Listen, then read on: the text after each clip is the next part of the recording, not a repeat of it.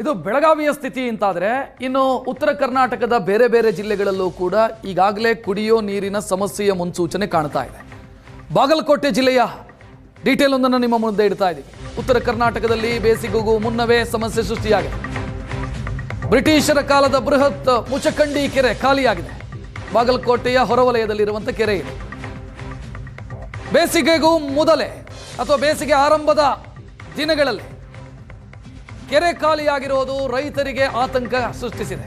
ಸುಮಾರು 720 ಎಕರೆ ಪ್ರದೇಶದ ಬೃಹತ್ ಕೆರೆ ಇದೆ. ಕೆರೆಯಿಂದ ಹಳ್ಳಿಗಳಿಗೆ ನೀರು ಸರಬರಾಜಾಗುತ್ತೆ, ಜಮೀನುಗಳಿಗೆ ನೀರಾವರಿ ಮಾಡಲಾಗುತ್ತೆ ಈ ಕೆರೆಯಿಂದ. ಆದರೆ ಬೇಸಿಗೆಗೂ ಮೊದಲೇ ಬತ್ತಿ ಹೋಗಿದೆ ಕೆರೆ.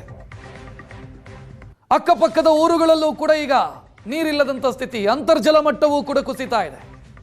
ಜನ ಜಾನುವಾರು ಮುಂದಿನ ದಿನಗಳಲ್ಲಿ ದೊಡ್ಡ ಮಟ್ಟದ ಸಮಸ್ಯೆಯನ್ನು ಎದುರಿಸುವಂಥ ಮುನ್ಸೂಚನೆ ಬಾಗಲಕೋಟೆಯಲ್ಲಿ ಕಾಣಿಸ್ತಾ ಇದೆ. ನೋಡ್ತಾ ಇದ್ದೀರಿ, ಕೆರೆ ಭರ್ತಿ ಆಯಿತು ಅಂತ ಎಲ್ಲರೂ ಸಂತಸ ಪಟ್ಟಿದ್ರು. ಚೆನ್ನಾಗಿ ಮಳೆ ಆಯಿತು, ಕೆರೆ ಭರ್ತಿ ಆಯಿತು ಅಂತ. ಬಟ್ ವಾಸ್ತವ ಏನು ಅಂತಂದರೆ ಕೆರೆ ಭರ್ತಿಯಾಗಿರೋದಲ್ಲ, ಆ ಕೆರೆಯಲ್ಲಿ ಹೂಳು ತುಂಬಿಕೊಂಡಿದೆ. ಕೆರೆಯ ಸಾಮರ್ಥ್ಯದಷ್ಟು ನೀರು ಹಿಡಿತಾ ಇಲ್ಲ ಅಲ್ಲಿ. ಬೇಸಿಗೆಯಲ್ಲಿ ಹೂಳು ತೆಗೆದು ಕೆರೆಯ ಕಾಮಗಾರಿಯನ್ನು ಮಾಡಬೇಕಿತ್ತು. ಇದು ಬಾಗಲಕೋಟೆಗೆ ಸೀಮಿತವಾಗಿ ಹೇಳ್ತಿಲ್ಲ ನಾನು, ಬೇರೆ ಬೇರೆ ಜಿಲ್ಲೆಗಳಲ್ಲೂ ಕೂಡ ಇದೇ ಪ್ರಾಬ್ಲಮ್ ಇದೆ. ಕೆರೆಯ ಹೂಳು ತೆಗಿಯಲ್ಲ, ಹಾಗೆ ಬಿಟ್ಟಿರ್ತಾರೆ. ಅದರ ಸಾಮರ್ಥ್ಯದಷ್ಟು ನೀರು ತುಂಬಿಕೊಳ್ಳಲ್ಲ. ಬೇಸಿಗೆ ಆರಂಭ ಆದ ಕೂಡಲೇ ಕೆರೆ ಬತ್ತಿ ಹೋಗುತ್ತೆ. ಬಾಗಲಕೋಟೆಯಲ್ಲೂ ಅದೇ ಸ್ಥಿತಿ ಕಾಣ್ತಾ ಇದೆ. ಬಾಗಲಕೋಟೆಯ ಹೊರವಲಯದಲ್ಲಿರ್ತಕ್ಕಂಥ ಮುಚ್ಕಂಡಿ ಕೆರೆಯಲ್ಲಿದ್ದಾವೆ. ಯಾವ ರೀತಿ ಇಲ್ಲಿ ಪರಿಸ್ಥಿತಿ ಇದೆ ಅನ್ನೋಂಥದ್ದನ್ನು ನಾವು ಎಸ್ಎ ನಡೆಸುವಂಥ ಒಂದು ಗ್ರೌಂಡ್ ರಿಪೋರ್ಟ್ ಮೂಲಕ ನಾವು ನೋಡ್ಬೋದು. ನಾವು ದೃಶ್ಯದಲ್ಲಿ ಏನು ತೋರಿಸ್ತೇವೆ, ಇದು ಏನು ಬ್ರಿಟಿಷರ ಕಾಲದಲ್ಲಿ ನಿರ್ಮಾಣವಾಗಿರತಕ್ಕಂಥ ಅಂದರೆ 1882ರ ಒಂದು ಇಸ್ವಿಯಲ್ಲಿ ನಿರ್ಮಾಣವಾಗಿರತಕ್ಕಂಥ ಒಂದು ಬೃಹತ್ ಕೆರೆಯನ್ನು ದೃಶ್ಯವನ್ನು ನಾವು ನೋಡ್ತಾ ಇದ್ದೇವೆ. ಸುಮಾರು 720 ಎಕರೆ ಜಾಗದಲ್ಲಿ ಏನಂತಂದರೆ ಈ ಒಂದು ಕೆರೆ ನಿರ್ಮಾಣವಾಗಿತ್ತು. ಬಹುತೇಕವಾಗಿ ಸುತ್ತಮುತ್ತಲಿನ 10-15 ಹಳ್ಳಿಗಳಿಗೆ ಏನಂತಂದರೆ ಸಂಪೂರ್ಣವಾಗಿ ನೀರಿನ ಆಸರೆ ಆಗಿತ್ತು. ಬಹುತೇಕವಾಗಿ ಹೊಲಗದ್ದೆಗಳಲ್ಲಿರ್ತಕ್ಕಂಥ ಆ ಒಂದು ಬೋರ್ವೆಲ್ಗಳಿಗೂ ಕೂಡ ಅಂತರ್ಜಲ ಮಟ್ಟ ಹೆಚ್ಚಿಸಲಿಕ್ಕೆ ಕಾರಣವಾಗಿತ್ತು ಅನ್ನೋಂಥದ್ದನ್ನು ಕೂಡ ನೋಡ್ತಾ ಇದ್ದೇವೆ.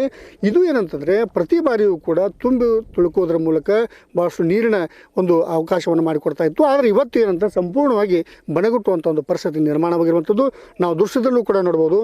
ಬಹುತೇಕವಾಗಿ ನೀರಿನಿಂದ ಜಲಾವೃತವಾಗಿರಬೇಕಾದಂಥ ಒಂದು ಕೆರೆ ಸಂಪೂರ್ಣವಾಗಿ ಏನಂತಾರೆ ಬಿರುಕು ಬಿಟ್ಟಿರುವಂಥದ್ದು ದೃಶ್ಯವನ್ನು ಕೂಡ ನಾವಿಲ್ಲಿ ಕಾಣ್ತಿದ್ವಿ. ಈ ಕೆರೆ ತುಂಬಿ ತುಳುಕೋದ್ರ ಮೂಲಕ ಅಕ್ಕಪಕ್ಕದ ಹೊಲಗದ್ದೆಗಳಲ್ಲಿ ಏನಂತ ಬಹುತೇಕವಾಗಿ ಅಂತರ್ಜಲ ಏನಂತ ಹೆಚ್ಚಾಗೋದ್ರ ಮೂಲಕ ಬೋರ್ವೆಲ್ಗಳು ಏನಂತಂದ್ರೆ ಸಂಪೂರ್ಣವಾಗಿ ತುಂಬಿ ಆ ಒಂದು ಜಾನುಗಳಿಗೆ ನೀರಿನ ಅನುಕೂಲತೆ ಆಗ್ತಾಯಿತ್ತು. ನಾವು ದೃಶ್ಯದಲ್ಲೂ ಕೂಡ ನೋಡ್ಬೋದು. ಬಹುತೇಕವಾಗಿ ಇಲ್ಲಿ ಏನಂತಂದರೆ ಸಂಪೂರ್ಣ ಖಾಲಿ ಆಗಿರುವಂಥದ್ದು, ನೀರು ಇರದೇ ಏನಂತಾರೆ ಬಿಕೋ ಎನ್ನುವಂಥ ಒಂದು ಪರಿಸ್ಥಿತಿಯು ಕೂಡ ಇವತ್ತು ಮುಚ್ಕಂಡಿ ಕೆರೆಯಲ್ಲಿ ನಿರ್ಮಾಣವಾಗಿರುವಂಥದ್ದನ್ನು ನೋಡ್ತಾ ಇದ್ದೇವೆ. ಒಂದೊಮ್ಮೆ ಈ ಕೆರೆ ತುಂಬಿ ಹರಿದಂಥ ಸಂದರ್ಭದಲ್ಲಿ ಏನಾಗ್ತಿತ್ತು ಅಂತಂದರೆ ಅಕ್ಕಪಕ್ಕದ 2,500 ಎಕರೆ ಪ್ರದೇಶದಲ್ಲಿ ನೀರಾವರಿ ಜಮೀನುಗಳಿಗೆ ಏನಂತಂದರೆ ನೀರಿನ ಒಂದು ಅನುಕೂಲತೆ ಕಲ್ಪಿಸ್ತಾ ಇತ್ತು.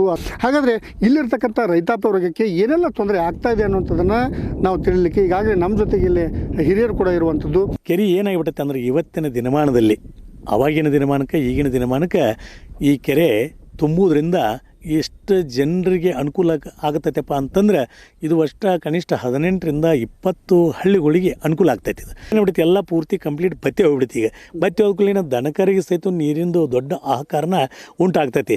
ಯಾಕಂದರೆ ಈಗಾಗಲೇ ಈ ಫೆಬ್ರವರಿ, ಇನ್ನೂ ಮಾರ್ಚ್, ಏಪ್ರಿಲ್, ಮೇ ಭಯಂಕರ ಬಿಸಿಲು ಭಯಂಕರ ಜಾಸ್ತಿ ಆಗ್ತದೆ.